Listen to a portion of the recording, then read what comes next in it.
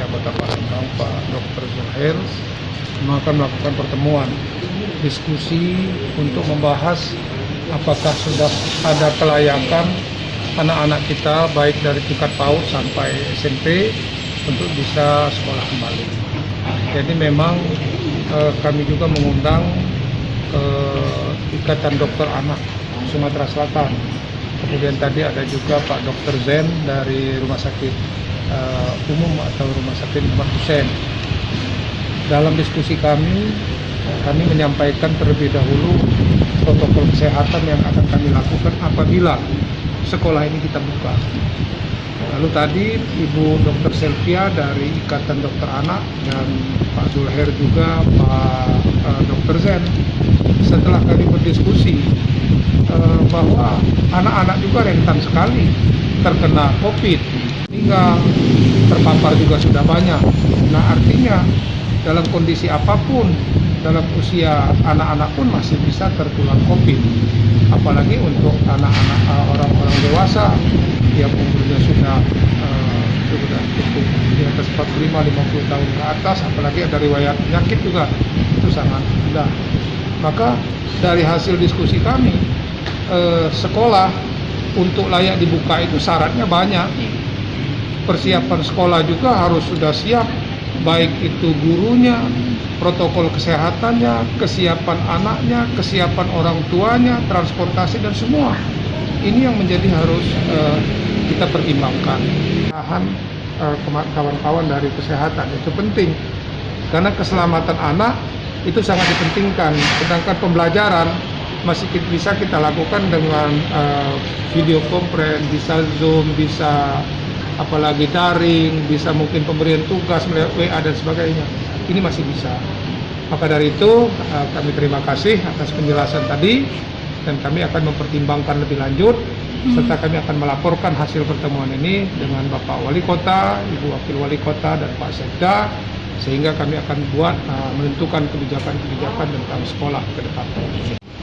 Skenario untuk masuk, persiapan sudah kita lakukan. Sekolah-sekolah sudah kita persiapkan syarat-syarat protokol COVID-nya. Di setiap depan kelas harus ada tempat cuci tangan, sudah kita instruksikan. Ada juga pengukur suhunya, jarak harus kita atur, tidak boleh ya, jadi ada jarak. Kemudian hand sanitizer sudah kita persiapkan. Bagaimana pengaturan yang mengantar juga ini yang menjadi pembahasan, karena ini lebih rentan lagi ya, yang mengantar anak sekolah apalagi tingkat PAUD ini justru akan lebih banyak masalah, karena mereka pasti datang ke sana langsung menunggu anak cucunya dan dia tidak pulang-pulang. Guru yang harus mengajar, ditambah lagi sekolah swasta, ditambah lagi PAUD, kita hampir 20.000 lebih guru di Kota Palembang akan keluar rumah setiap hari. Nah, ini juga jadi pertimbangan. Maka tadi kami apabila akan membuka sekolah, tentunya kita tetap berkomunikasi dengan Ikatan Dokter ID dan juga dengan Kepala Dinas Kesehatan Kota Palembang sebagai tim gugus tugas.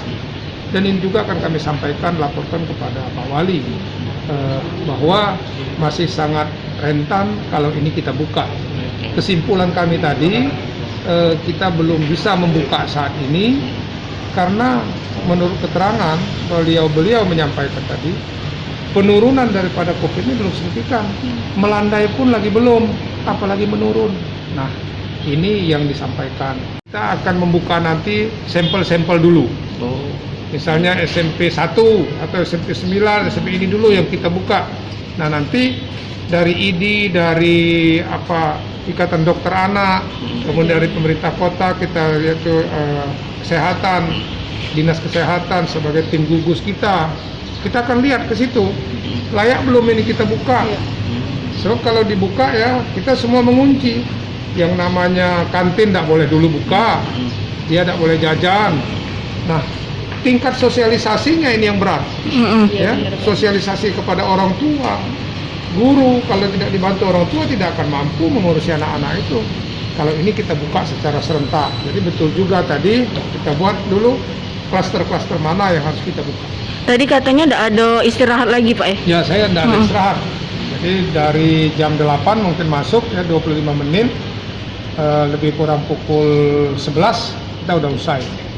Itu rencana untuk 50% itu. Ya, 50%.